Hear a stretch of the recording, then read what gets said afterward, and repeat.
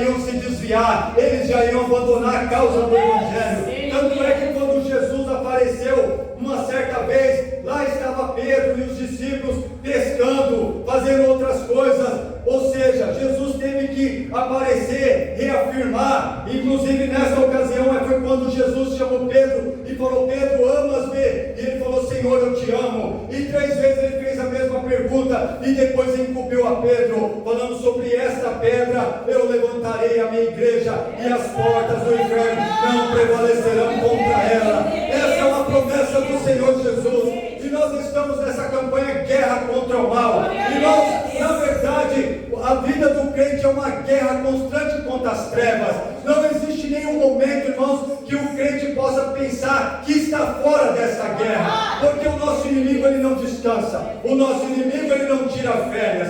Às vezes até nós podemos entrar numa certa ilusão. Inclusive eu já ouvi crente falando assim: eu não vou orar por fulano porque traz luta para mim. Meu Deus! Eu não vou orar para ciclano porque vou atrair luta espiritual. Irmãos, isso é balela do diabo, porque o diabo vai te atacar sim ou não. E se você está assim, e se você está sem problema, e se você está tudo bem, fique preocupado, porque crente que está na presença do Senhor sempre tem alguma coisa para lutar contra ele. Meu Deus! Tem alguma coisa para fazer com que ele tenha que se chegar a Deus. E isso é muito bom, irmãos, porque Santo Deus!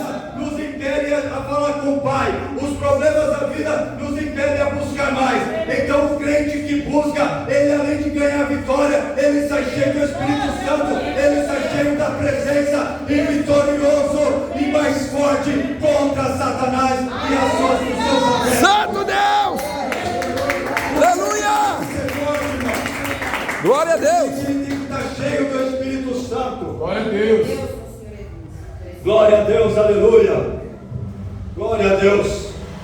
Eu lembro de uma certa feita, onde os discípulos não conseguiram expulsar um certo demônio, e essa passagem está em Mateus 17, cujo versículo 21, Jesus fala: mas essa casta, ou seja, essa espécie de demônio, esse tipo de demônio, essa classe,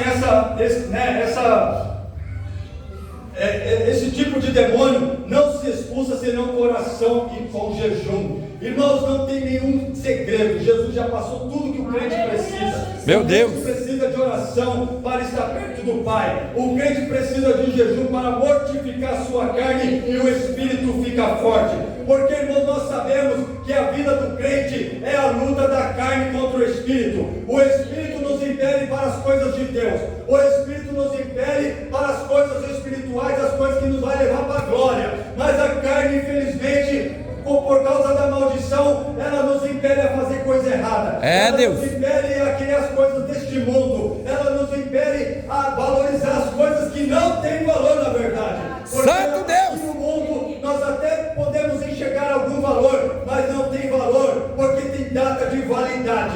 Fala, Jeová! Ele é eterno. E o que Jesus promete para nós não é coisa deste mundo, mas é coisa lá de cima. Nós nunca vimos, nós não sabemos o que é, porque a própria palavra de Deus fala que aquilo que Deus tem para os seus filhos é coisa que não subiu ao coração do homem, é coisas que nós não podemos imaginar, porque é coisas lá de cima. E se nós cremos nas promessas do Senhor Jesus, o nosso alvo tem que ser a glória, o nosso alvo tem que ser lá em cima.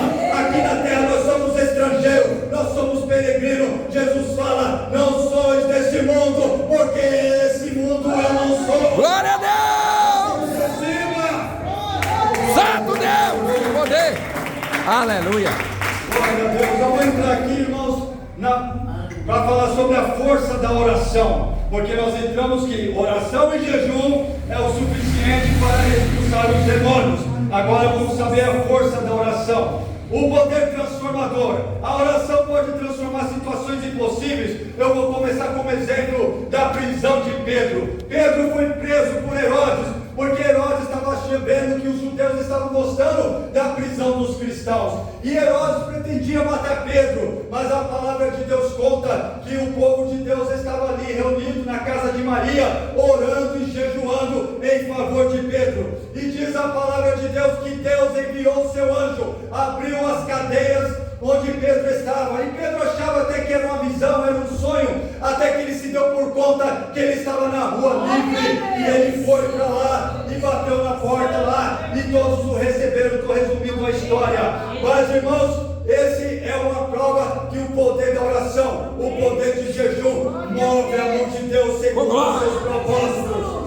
Glória a Deus, aleluia. Glória a Deus. Hoje não é diferente não, irmãos. Não é só com Pedro que acontecem essas coisas, não. Essas coisas acontecem com todo filho de Deus que tem a fé ativa, que confia no Criador, que confia no Salvador, que anda com Jesus, que anda com Deus como Enoque andou, que acredita no Senhor como Moisés acreditou, que anda com Deus como Jesus andou, e muitos outros personagens da Bíblia que foram 100% confiantes em Deus, não importando as consequências, mas foram os fiéis à palavra de Deus. E nós também somos convocados a confiar no Senhor, a entregar nossas vidas a Ele, não importa o que venha acontecer, porque nós não buscamos nada deste mundo. O que nós buscamos é uma morada celestial, é a recompensa na glória, porque lá sim o galardoador é justo, o galardoador é perfeito, o galardoador não faz acepção de pessoas. Esse sim compensa a gente servir e confiar.